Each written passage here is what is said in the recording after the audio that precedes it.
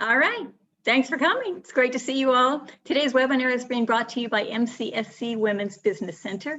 We're a nonprofit business center serving entrepreneurs in SLO, Kern, and Monterey counties. We provide support to individuals looking at self-employment as a viable option. We help startups and existing businesses with mentoring, entrepreneurial training courses in English and Spanish, and classes like this. Our consultants can help you with budgeting, marketing, social media, website development, HR, tax planning, you name it. If you need it in business, we can help you. Our contact information is on the screen. I would like to thank Steve Burgess for presenting today. Steve is a serial entrepreneur, an author, a forensics blogger, an expert witness, and a pioneer in computer forensics and data recovery. His clients include individuals, small businesses, Fortune 500 companies, and several branches of the armed forces worldwide. He's known for his ability to speak about complex subjects in plain English, and we're delighted he is here presenting to you today. He used to teach seniors how to use computers, so he has the patience of a saint. So before we get started, I just wanted to mention a few housekeeping items. Please limit your distractions so you can be fully present. Your video is off and your microphone is muted. If you'd like to participate, please enter your question in the chat box. We will get to them as it's appropriate. You don't have to wait to type them in. Just go ahead and put them in when you think of them. Let's see, we'll be taking your questions in the chat box. This webinar is being recorded and a link will be sent to you once it is processed. So before we get started, I just wanted to run a quick poll to find out how you heard about us. This is a 30-second poll. Please go ahead and take it.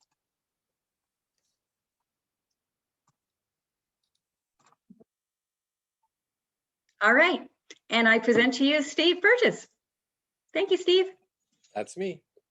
Thanks for coming and thanks for voting. Wow, if only we get the rest of the country to vote in those numbers. Percentages, not those numbers, of course. Hey, I'm Steve Burgess. Barbara just told you about me, and I'm going to start my slide deck. Barbara, do you see the slide deck fine? Nope, you're not sharing yet. Oh, that means I need to share the screen. Ha-ha. How about now? Well done, sir. Great, thanks. Thanks. So Soho, in case you didn't know me, it's small office, home office. I expect that that's what most of us are doing right now. And thanks again for coming. This is gotta get used to slideshows while sharing. This is me. That's the same picture you just saw. That's all the stuff Barbara just told you. So hey. Also, I love questions. So please burn up that chat box with questions. You know, if it were up to me, I'd just answer questions and not put together all these pretty slides. But heck, as long as I got them. So here we are. We're in the middle of a we're hopefully about at the end of a pandemic. So many of us are working from home. 90% of American companies have a substantial percentage of their employees working from home. I'll bet a lot of you are. I don't happen to be today, but I am part of the time too. And if and when, when this thing gets over, which hopefully will be next week, but maybe it'll be sometime this summer, 74% of American companies are going to continue having a substantial percentage of their employees working from home.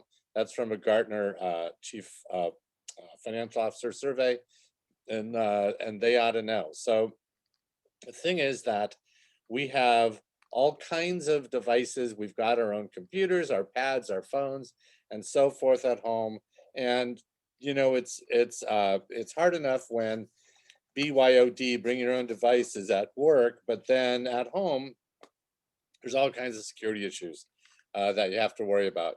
I want to talk about a few of the security issues, and that have to do with smart homes and connected devices. We'll get to your mobile devices shortly, but smart houses have got, you know, these things called Internet of Things devices, where you've got a camera on the porch and a camera in the backyard, and you know, your refrigerator ordering food for you, and the thermostat and locks. Then these are all, you know, features that get advertised. But a lot of these things really don't have security built in. They really need to have security baked in from the start and to be updated. And furthermore, people don't use, they often will use the default password, which everyone knows for every device. Everyone can look that up.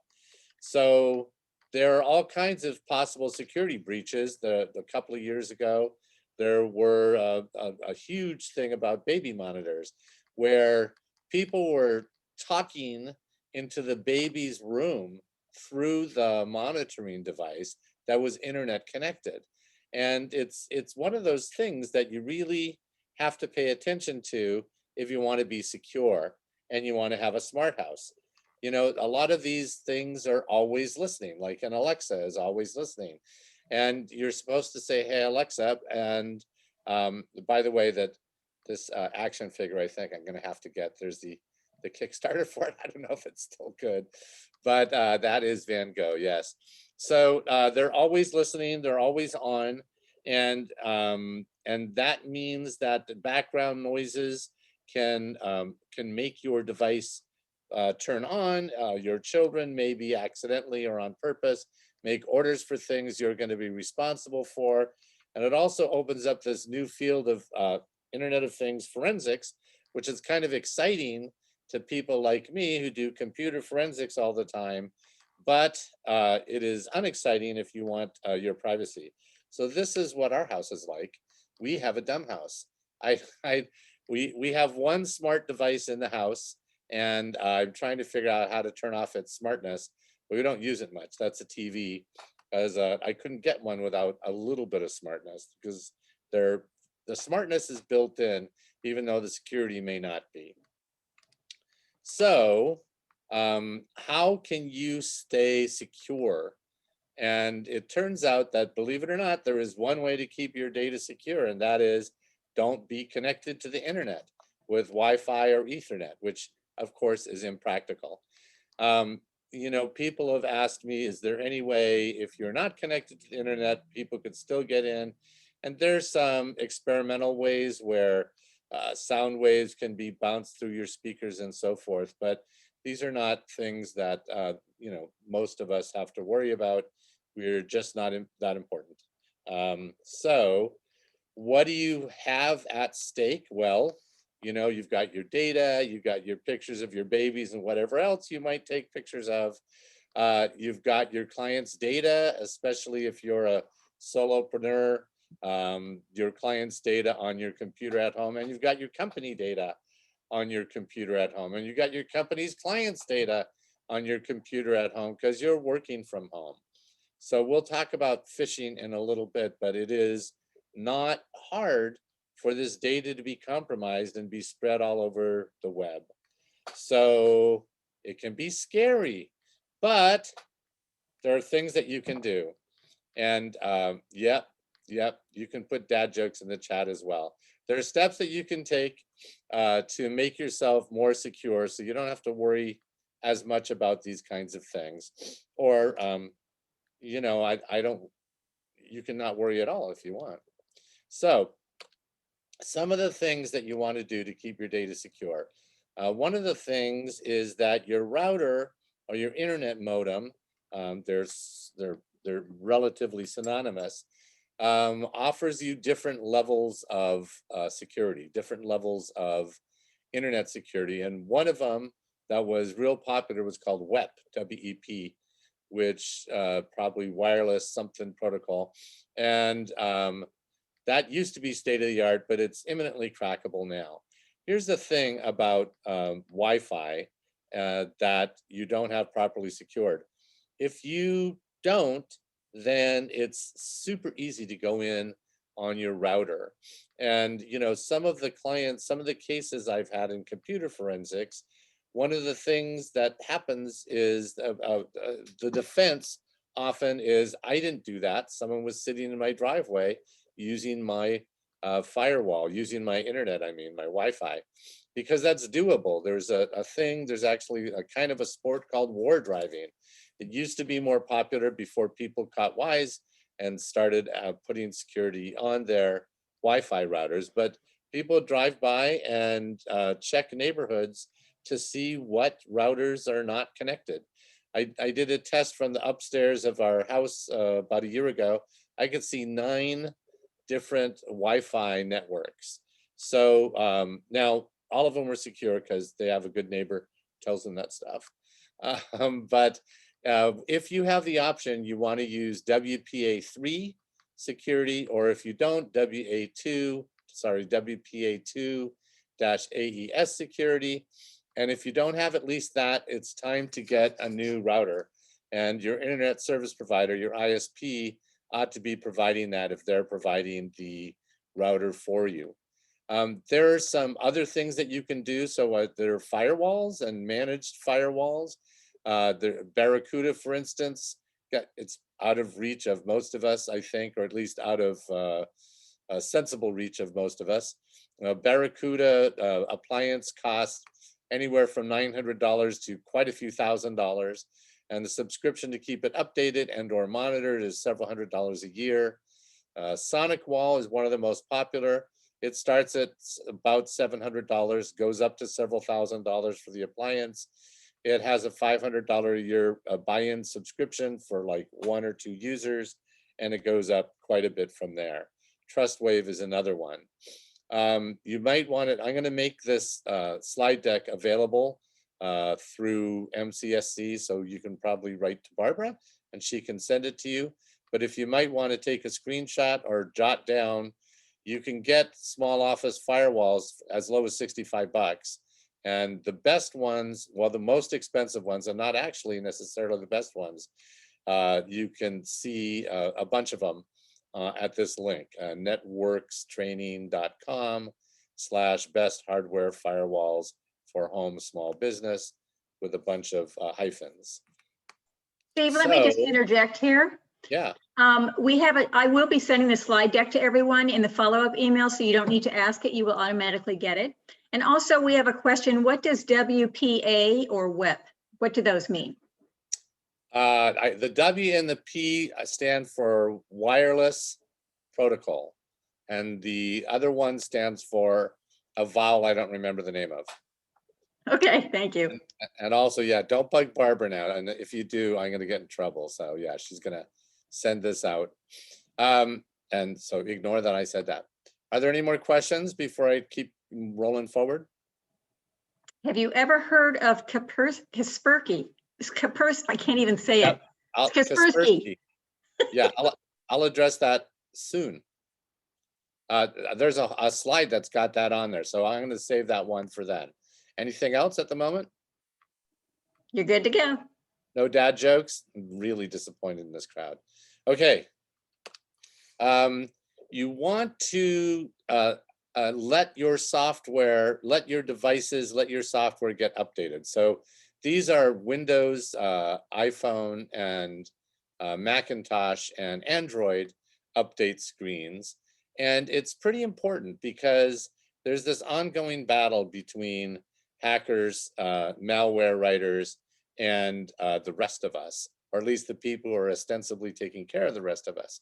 So, you know, you want to let your Windows do updates. Now, if you're like me and you have processes running overnight, you want to require it to manually let you allow the Windows update, but let it automatically download the update. Down, up, it's hard to know which way I'm going.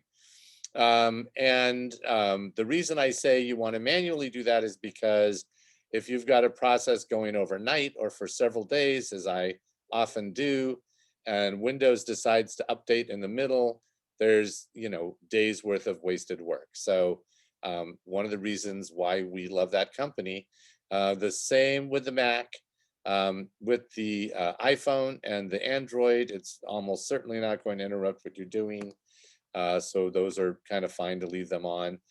But like I say, the patches keep you much more secure or less insecure, as the case may be. Now, of course, everybody's had Microsoft products crash on them. And partially that's because Microsoft makes so many products and so many of us use it. So this is a picture of a screen that when it crashes, That little QR code basically talks about how to rebuild things. And this is the new version of the BSOD, blue screen of death. So now, if your system crashes as a result of an update, hopefully you can use system restore to, and again, this is a screenshot of system restore, but this allows you to roll your computer back to a previous point in time. So, or your Windows computer back to a previous point in time. And here's directions on how to do it. And you can often avoid the effects of malware, of a virus that pops up and says, this is the FBI, we know you've been doing nasty things. You know, those kinds of warnings are not real, but it freaks people out and it's on the computer. So you can go to a system restore point from, you know, a week before. And of course, if the Windows update makes your system crash, you can go to a time before the Windows update. I'd say every couple of years, a Windows update will cause a computer to crash. Now, if you didn't already make a system restore point, and this is the first time you've heard about it, here's how you do it. Again, you'll have this in your slide deck that you'll be getting from Miss Barbara. Okay, but Windows are not the only kind of computers that crash. Yes, Macintoshes crash as well. And so this is an example of a Mac problem report, something you might be presented with when your Mac crashes. They don't crash as often, but that's partially, you know, just to give credit where credit's due, that's partially due to Apple controls its system, and Windows has to be a lot more open. So here's some things you can do. Well, I won't go into all the details because we want to leave time for everything. So you can start the Mac back up by holding the Command key and R, and you're presented with these options. You'll see in the little picture on the top, reinstall Mac OS is one option. Disk utility is another option. With reinstalling the Mac OS, you need to be sure you're selecting the option that doesn't wipe out your data, unless, you know, you don't use your computer for data. And the bottom section is for using a disk utility and running first aid. That's generally a safe thing to do. Let me just say, by the way, if your hard drive or your computer is making a clicking noise, it may very well be that the clicking noise is from the hard drive. And that's a very, very bad sign that your hard drive is about to crash, and running any of these kind of utilities will destroy your data further. So, you know, that might be time to call some data recovery guy you might have heard of. Also, you can try restarting in safe mode, not if your drive is clicking, but you can try starting in safe mode. And through this process, the computer will start up without loading all these extra services and things that might be interrupting the easy use of your computer, might be keeping it from booting all the way. And sometimes, such as in the did you turn it off and then on again repair school of thought, this often will solve your problem. If you restart in safe mode, you see that it works, you know that it's not a real deep problem. And sometimes if you just start it again from safe mode, you'll be fine. And even if you don't restart it from safe mode, you'll still be able to probably finish what you were doing when it crashed. This is the Macintosh version of safe mode. It's really, really similar. All right, going back to keeping your data secure. So you want to have your computer shut down. I mean, unless the only people around are the people in your house and you trust them implicitly, and your cat doesn't want to type emails or documents or send selfies of itself, which of course all cats do. So careful with that. You want to use passwords. First of all, you want to use passwords, and a lot of people don't. And secondly, you want to use passwords that are hard to guess. So you see these three options I've given you, and one is the Steve version. The Steve version is find three things on your desk and add a number and a grammar sign or something. So you see there's coffee, there's a crumpled piece of paper, and there's a calculator. So you can say coffee, crumpled, calc, and then a number, and then the pound sign. That's an unguessable password. It's relatively easy to remember. It's just about unguessable. And even though you should never use a dictionary word for your password, using three disconnected dictionary words plus an extra couple of things like a number and another sign is really super secure. Then the second option there, you can use just a crazy mixed up complex password that you'll never remember and you'll have to put on a sticky note, which anybody walking into your office will see. Or using on your mobile device, using kind of a random set of numbers is a real good idea. Don't use a date of a birthday, an anniversary, these kinds of things that you're gonna always remember. Your anniversary, you'll remember if you're lucky and still married. And also don't use the name of a team.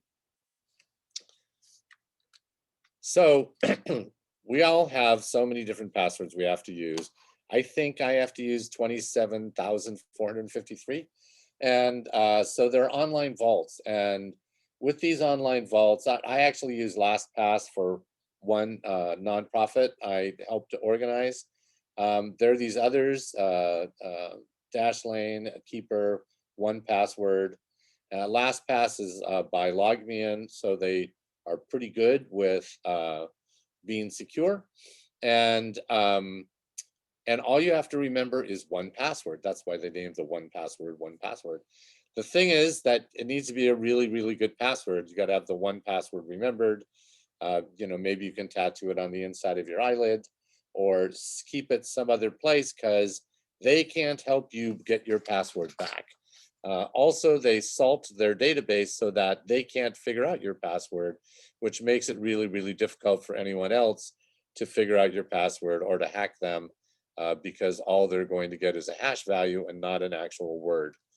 This little thing at the bottom, have I been pwned.com password. Yes, that's PWNED is pwned in leet speak.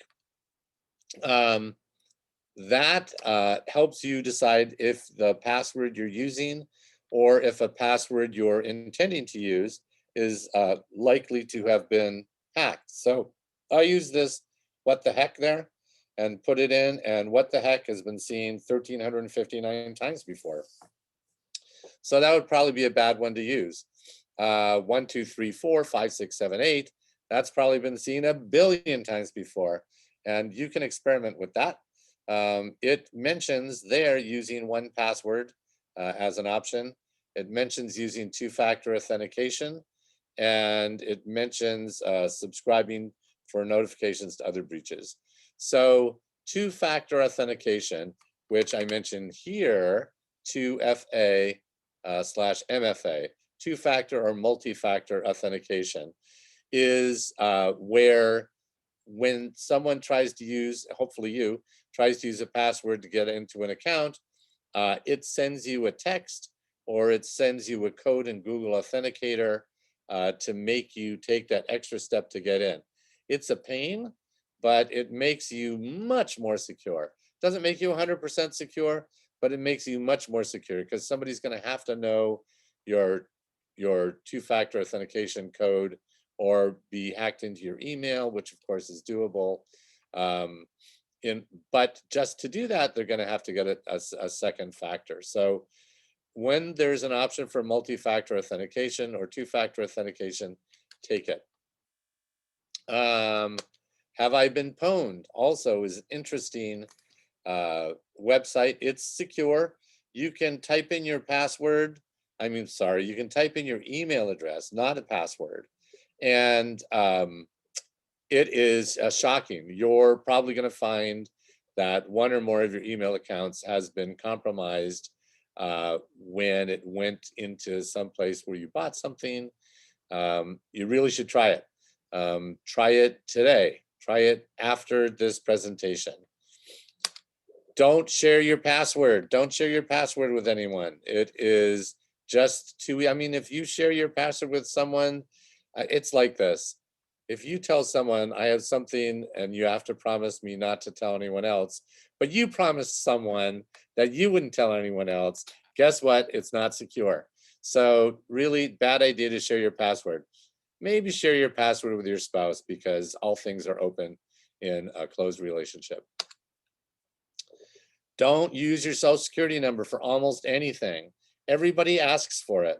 No, almost nobody has a right to it. So, you know, financial institutions, people, organizations that make loans to you, your bank, your employer who pays you, the government agencies like the DMV, they have a right to social security number. Almost nobody else does. So every dental office and every doctor's office, that's one of the questions they ask you. Just cross it out, leave it blank, do NA, or do what I do if you want to be really nerdy and type, you shouldn't be asking me this. That is what I actually do. I'm sure they love me for it. All right, another way of keeping your data secure is encryption. Encryption is hard to crack, and encrypted data, even if it's crackable, people don't want to spend the time. They want easy pickings. They want to pick low off the branches of the cherry tree. BitLocker is included in Windows 10. The Macintosh operating system also has a default encryption. Us forensic guys hate that because that makes it harder for us to get your data. I mean the data of the people who should be giving it up to us. But here's some other, Dell has its own built-in encryption. These are a bunch of other encryption, data encryption options. Look, it's Kaspersky. Antivirus, anti-malware is really important to have on your computer. The Mac is is more secure, but it's not 100% secure. So here's a handful. There's a whole bunch of antivirus programs. Every year, it's certain ones are better. So Symantec used to be Norton antivirus. That was my favorite for years, and then it just got to be too big, and it started loading down the computer and made the computer practically unusable. Frankly, all of them do that a little bit. Avast, again, was a really good antivirus program. The free version is really good, but now the free version pops up advertisements all the time. So the one I use right now is ESET, where you see that Androidy looking fella. ESET is very good. It updates all the time. It makes my Mac slow to start, but doesn't make my Windows computer slow to start. It's my favorite at the moment. It's not the universal favorite, but all of these things are, it doesn't get along well with, I'm sorry, Norton and Symantec doesn't get along well with McAfee that I haven't mentioned here.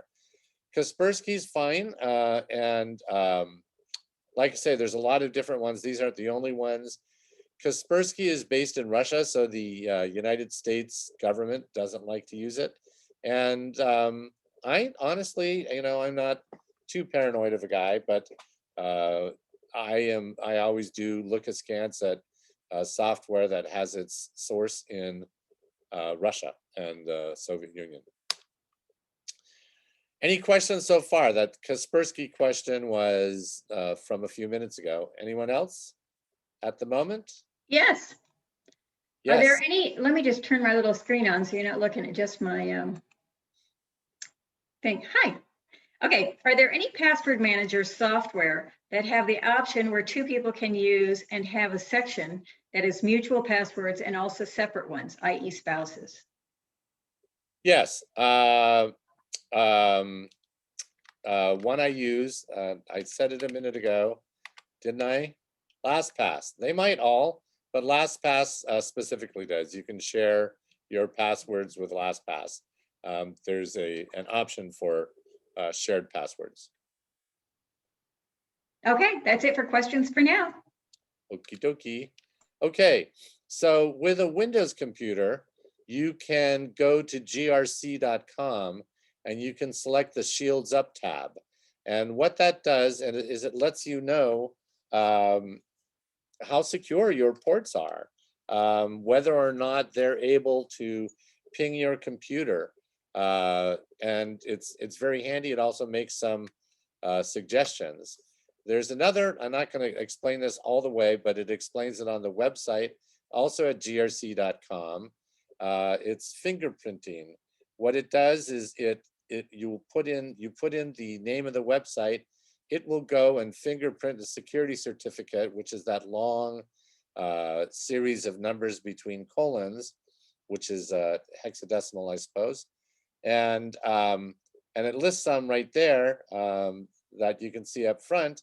And there are published certificates, and then there's what's on there. So if you want to get really paranoid, I mean careful, you can use their fingerprinting. It's interesting in any case to nerds like me. Phishing scams. So what phishing is they will send you something that looks like it's from your bank or from Apple or from Google or something. And it'll look just like the actual website is one of the ways that they do this. And you click on the link and it looks like your website, and you enter your credit card number, your password and username, and they have it. And then it doesn't go to your bank. Then it allows them to get into your stuff. A lot of times they'll have fake domains. So like this bottom one that says www.urbl.com/Apple. Well, that's not Apple. It would say apple.com. See the top one, chasebank.com, with missing an A in bank? That's a very common scheme that they'll use to try and convince you that this is actually coming from an officer of the organization. I've had a few cases in the millions of dollars where people have fallen for this, and it's been caught by banks down the line, and sometimes not caught. There's another, Steve Burgess at. It's missing the last letter of my name. Often you'll get an email from someone who it'll say, Steve Burgess at burgessforensics.com. But if you look underneath it, it's not actually coming from me. So that email from me this morning, that wasn't me. There's a lot of scams, and I won't go into them all, but there's the dead person that left you money. There's a hot girlfriend or boyfriend who wants to get in touch with you with a nice picture. I have a $500,000 check in my desk that it was designed to give them access to my bank account. My bank alerted me, but they don't always. I had an old high school friend say they were mugged on vacation. They needed money to get back home. They knew nothing about it. Pre-approved credit cards where you pay the annual fee first, and so on. Incidentally, this last one, Pakistani brain, that was really the first virus that was popular or was widespread. There were a couple of brothers in Pakistan who were their medical software was getting pirated. So even though pirating wasn't illegal there, a lot of other Europeans and Americans were buying the software and pirating it. So they invented a virus so that it would damage the floppy disk, because in 1986 we used floppy disk, and infect the person's computer, and it kind of got out of control. Well, there is your random bit of information to impress your friends today with. So you want to avoid shopping at random websites. One of the ways to know that it's at least somewhat secure is that at the top it says HTTPS : instead of just HTTP, which incidentally stands for Hypertext Transport Protocol, I think, and the S stands for secure. On your phone, it's going to have a little lock at the top. If you want to see what it looks like, just go to the PayPal website and there'll be a little lock at the top. HTTPS or the little lock at the top, or somebody you know already. There are a lot of fake coronavirus sites out there. All this stuff. This was as of a year ago, there are 250,000 coronavirus scam sites. There are over 150,000 stimulus check domains. And basically the whole point was to collect information on you or to get you to send money. So there's a link here, Checkfish AI coronavirus scams tracker. I haven't checked that recently, but that was sort of a clearinghouse for stimulus payment scams. You're 50% more likely to get malware installed without you knowing it by going to these kinds of sites. There are also fake pandemic maps. I know I love my map porn, and I'm kind of addicted to these interactive maps, but there are a whole bunch of fake pandemic maps, again, whose point is to get information from you. So we talked about avoiding malware, but ransomware. Ransomware, I'm sure you've read about this, heard about this.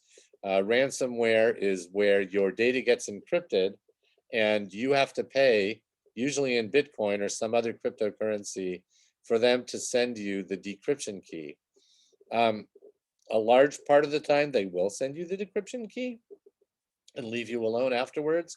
But basically, it's like paying a terrorist, which, you know, we don't do. We stopped paying terrorists when it was encouraged them to hijack airplanes. So I had a case recently that had 3 to 5 ransomware attacks in a period of a short number of months. It cost them millions of dollars. They had cyber insurance, which I'm barely going to talk about later, and the insurance company was trying to say that these were all the same attack, and they were going to pay them about $300,000 instead of over $1 million. So we had to dig in there and find the source of it. And a lot of the information is ambiguous.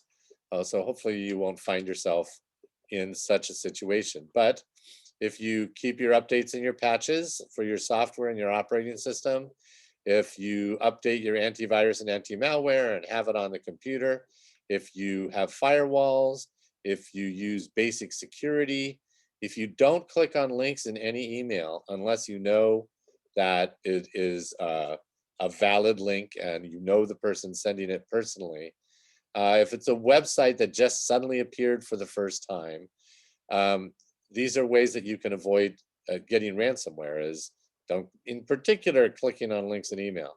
Now, there are some ways to where they use software that hits software after, password after password after password, called a brute force attack, which is hard to avoid. Even so, with the proper patches, it should be in place. They're not going to do that to you and me unless you and me are part of a big company. They don't want to knock companies out of business because then they can't get them later. It's a good idea to take a picture of the ransom note. Everybody's got a phone on them most of the time. They take a picture of the ransom note on the computer, disconnect the computer from the network, leave the computer on. This way it can be investigated. Find a good backup, which means you need to have a good backup. And most people don't. So that's a good idea. You can restore your good backup to a different computer. It is way better to buy another computer for a few $100 and restore your data to it than paying the ransom or then spending thousands of dollars trying to recover your data. Sometimes you might have to pay a ransom, but everyone recommends against that. You can hire a recovery specialist like one of the guys who's talking to you today, but it doesn't always work.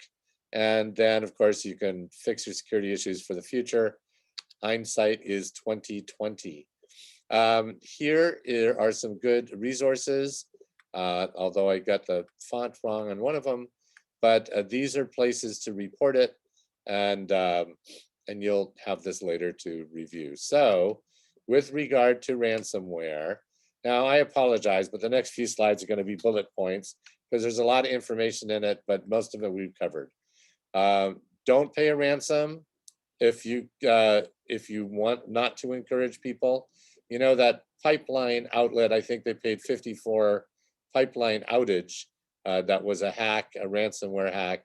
I believe the company paid $54 million, as I recall, to be able to restore all that gas to us gas hoarders. So, but better to not pay it, to restore from a good backup. Don't provide your personal information to anybody who doesn't have a right to it or a need for it. Do use reputable antivirus software. Don't just grab anything that comes along. Be sure you do your updates and patches. If you have a mail server, scan incoming mail content with a industrial strength malware detector, and do use virtual private networks when you're on the road. I always get asked what are the best ones, and I never know. So, but you could probably go to like a PC Magazine or a CNET review of VPNs. And what a VPN does is it encrypts your data at one end and decrypts it at the other. With regard to your router or your internet modem, change the password and don't leave it the default password. Turn off WPS, like I said, or WPA, use WPA3 or WPA2 AES. Choose a good SSID. SSID is what advertises the name of your router. So choose a good one so you can identify it. We were working at home the other day and I got one that said FBI cybersecurity van. I'm pretty sure it wasn't that. Turn off remote administration in your settings because you probably don't need to do that. There's a good chance you don't know how to do that, and it leaves it open for other people. Update your firmware. That's almost the same as updating your software. And if you got questions, ask your vendor or your ISP. With public Wi-Fi, you want to be sure that it's really belongs to the place. So, you know, airports are notorious for having lots and lots of fake Wi-Fi. People go there with their little hotspot boxes and they'll give it a name like Los Angeles International Airport. And that's not the name of LAX's public Wi-Fi. So you want to be sure you know whether it's at a Starbucks or whether it's at a restaurant or whether it's at somebody's business, or especially if it's at an airport or just driving around a city. You want to be sure that you're using an authentic Wi-Fi hotspot that's owned by the organization you think you're surfing off of. If you don't know, go to an information kiosk and ask the happy person there. And again, use VPN if you can. And back up your data. You know, I've been doing data recovery for 35 years, and I don't do so much of it because I'm doing forensics mostly now. But everybody doesn't back up their data sometimes, and nobody backs up their data all the time. So it's a pain. So the best thing to do is to have it automated. Operating systems a lot of the time have built-in data backup. The Mac has got Time Machine. Well, get yourself a nice big hard drive and attach it to that computer. And in the interest of the belt and suspenders method of security, you also, it's a good idea to have cloud backups. If your business or your house, God forbid, should burn down and your backup sitting on your desk, guess what? No backup. I did a data recovery for one of the schools in Santa Maria. Their library burnt down. Their backup was on a CD that was, I really should show a picture of this because it looks really cool, but their backup was on a CD that was in a drawer under the computer. It was just a melted pile of plastic, and all of the insurance information was backed up on that CD and in the melted computer that looked like some kind of volcanic ejecta. But fortunately, we managed to get the data off that. So there's a lot of default cloud backups. Hard drives come with backup. When you buy an external hard drive, it usually comes with a backup program on it. There's, you know, various and sundry services, iDrive, Carbonite. I actually had one a long time ago called Committed to Memory. You can just copy your important data off onto a flash drive or onto an external drive. There's local area networks. I guess I'm redundant there. Local LAN. PC Mag, that's a recent article for the best online backup services. And those 4 on the bottom are the 4 that it picked.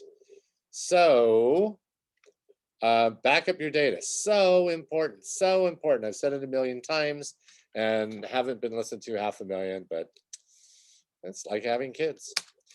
With regard to cyber insurance, I told you the short story about the cyber insurance case that I was working on.